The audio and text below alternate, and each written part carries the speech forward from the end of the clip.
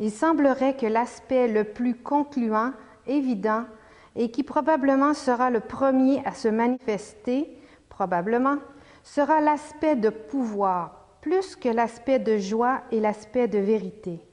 Pour qu'une race nouvelle puisse s'établir sur la Terre, il faudrait nécessairement qu'elle soit protégée des autres éléments terrestres pour pouvoir survivre, et le pouvoir, c'est la protection. Non pas un pouvoir artificiel, extérieur et faux, mais la puissance véritable, la volonté victorieuse.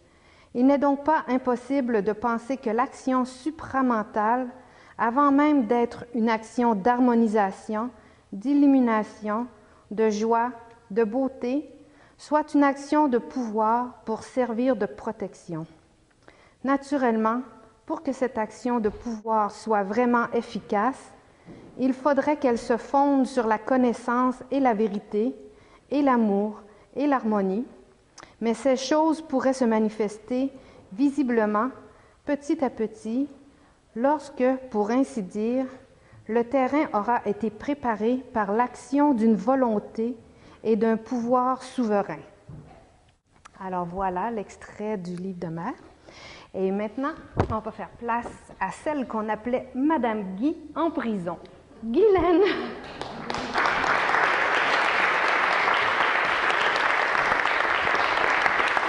Merci d'être là. Merci d'avoir été là. Je vous ai senti. Ça a été un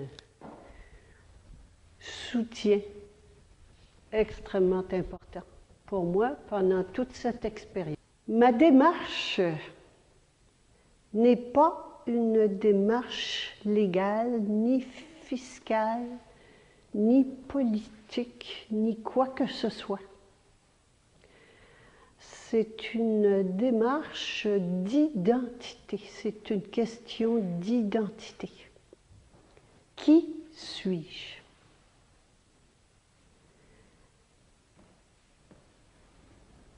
Nous sommes à un moment crucial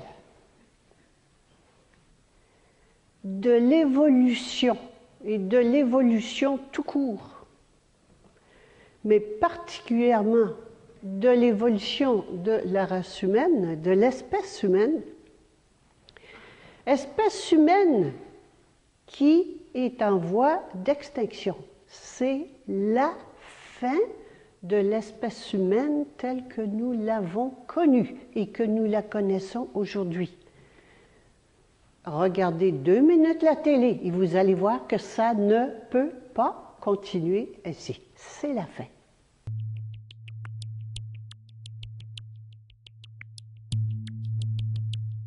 Quand j'ai découvert la médecine nouvelle de la mère, les seuls mots qui me sont sortis de la bouche, c'est « la médecine est grotesque et obsolète ».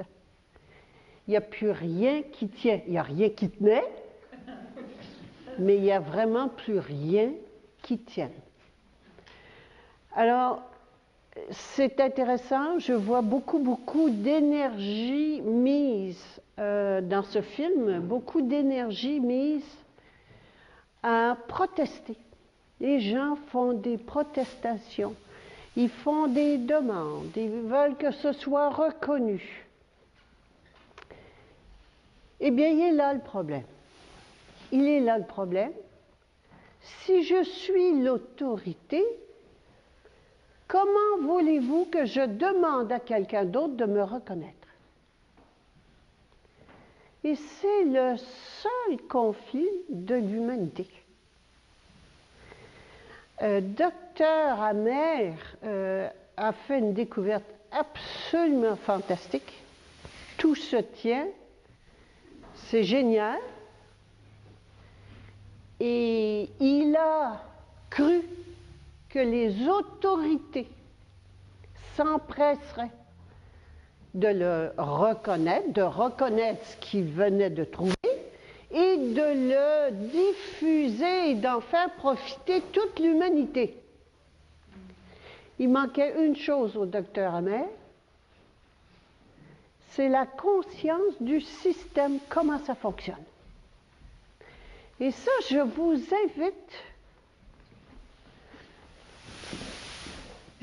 invite à prendre conscience,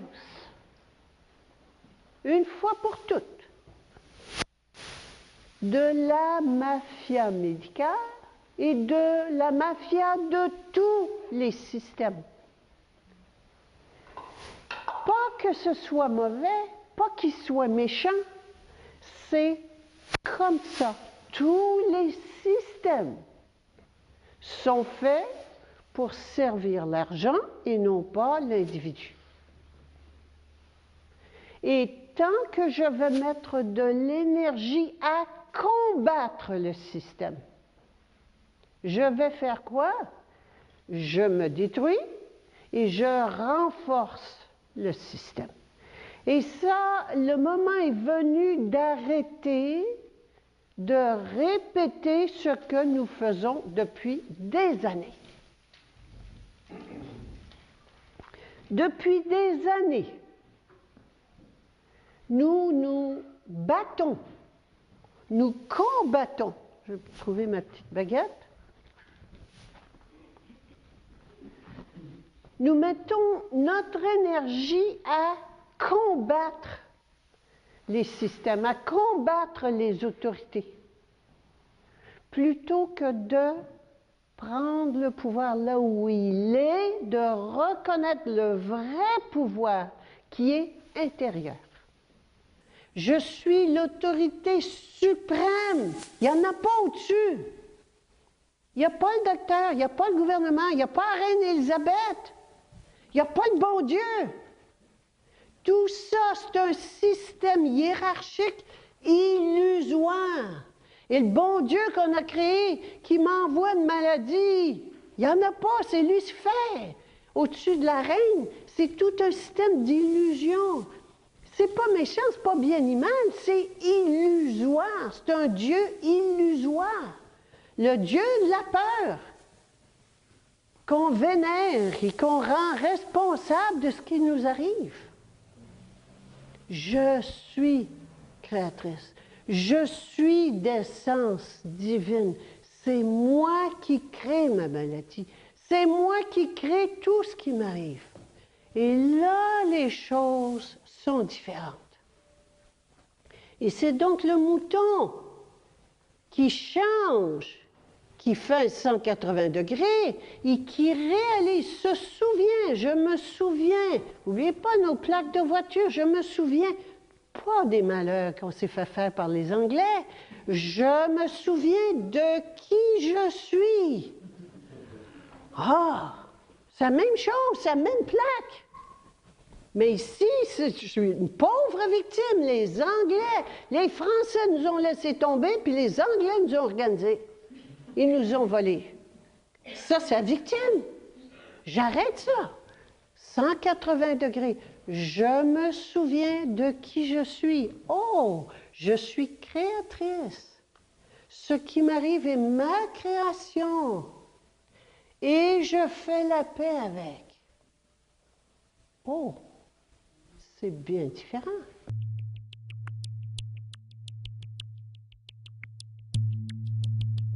Mon costume d'évêque. Et je ne vous cacherai pas que j'ai une petite aspiration cardinaliste bien cachée.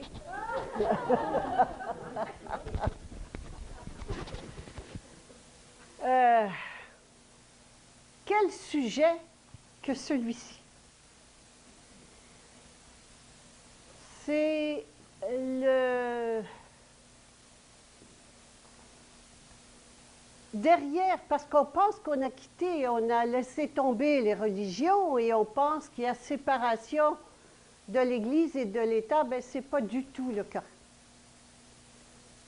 Les religion et politique sont comme ça, comme les deux doigts de la main. Toujours, partout.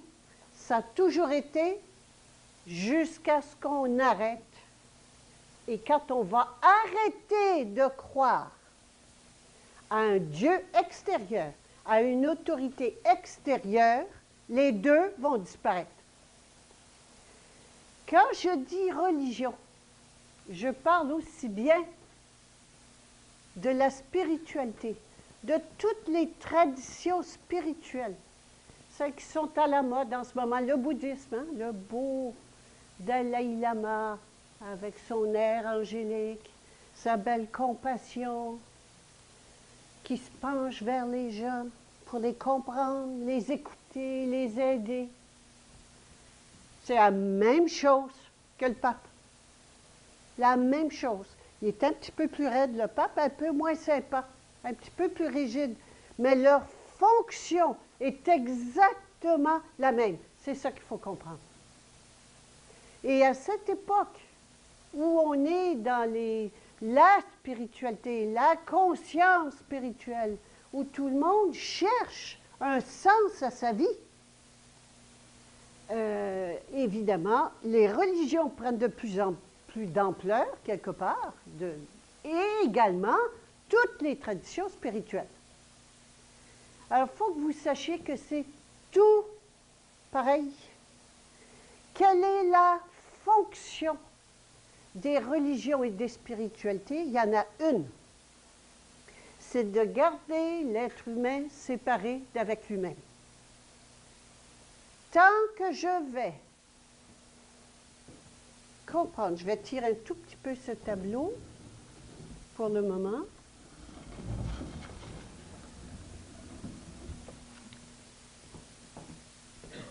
Ceci, vous voyez ici, la fameuse pyramide du nouvel ordre mondial. D'ailleurs, c'est en dessous, il est écrit, on ne le voit pas ici, mais en dessous de la pyramide, qui est dans un cercle, il est écrit « Nouvel ordre mondial ».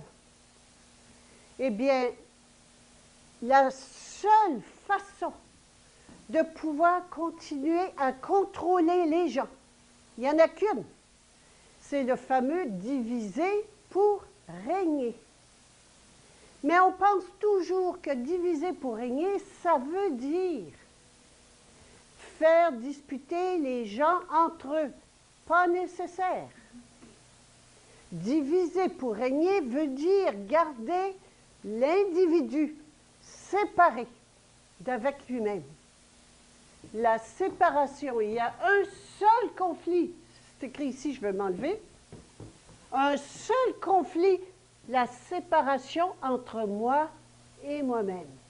Et tant qu'on va garder ce fossé-là entre le corps et l'âme, on va garder l'individu séparé, divisé et en guerre avec lui-même, d'où la manifestation de la guerre à l'extérieur. Et ça, c'est la fonction des religions.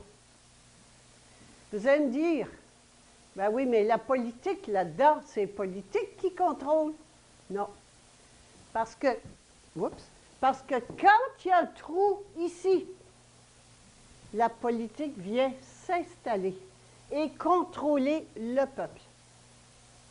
Il faut, pour contrôler les gens, que vous les gardiez séparés de leur âme. Vous allez dire, oui, moi j'ai une âme, puis je parle à mon âme. Non. Et c'est là où les religions, justement, vous font croire à des fausses âmes, où elles vous font croire à de faux esprits. Le vrai esprit est là. La vraie âme, elle est là. Et nous sommes dans cette pyramide. Et il faut garder les gens dans la pyramide sans qu'ils aient accès à leur vraie âme. Et qu'est-ce que c'est que nous appelons l'âme dans notre quotidien? C'est le corps émotionnel.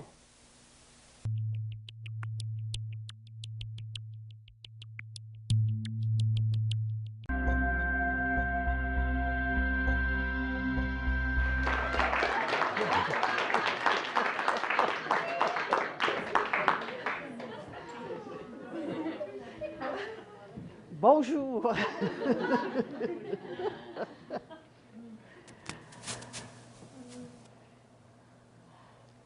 Nous nous promenons toutes dans cet habit et nous ne le savons pas. Je vais commencer avec une phrase que j'ai entendue, mais qui m'a fait rire. Je suppose qu'elle va peut-être vous faire rire, vous n'êtes pas obligé de rire, mais si ça vient, vous pourrez le faire. Qui s'adresse aux contribuables. Et cette phrase est la suivante. Tu es libre de croire que tu es con. Mais tu es vraiment con de croire que tu es libre.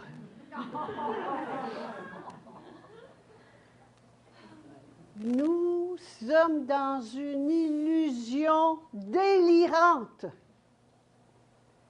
qui nous fait dire des choses comme « Je suis libre dans un pays libre.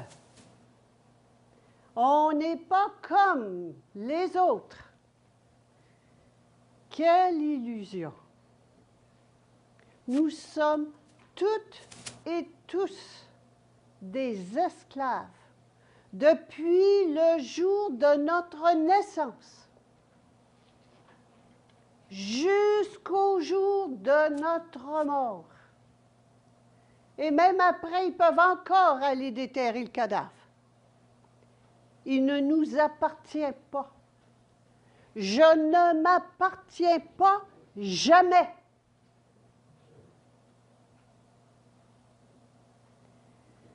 Tant que je ne prendrai pas conscience de cela, je vais continuer à croire que je suis un être libre et continuer à être un esclave inconscient d'être esclave. Comment voulez-vous sortir de l'esclavage si vous ne savez pas que vous y êtes? Ça va prendre quoi pour que nous en prenions conscience? Là, on est en train de se faire vider nos comptes de banque, nos REER. Nos économies ont diminué de près de 50%. Mais ce n'est pas assez, c'est la bourse. Mais on est toujours libre, dans un pays libre. On a travaillé comme des abrutis toute notre vie, mis un peu d'argent de côté. Il vient de fondre de 50%. Mais on est libre.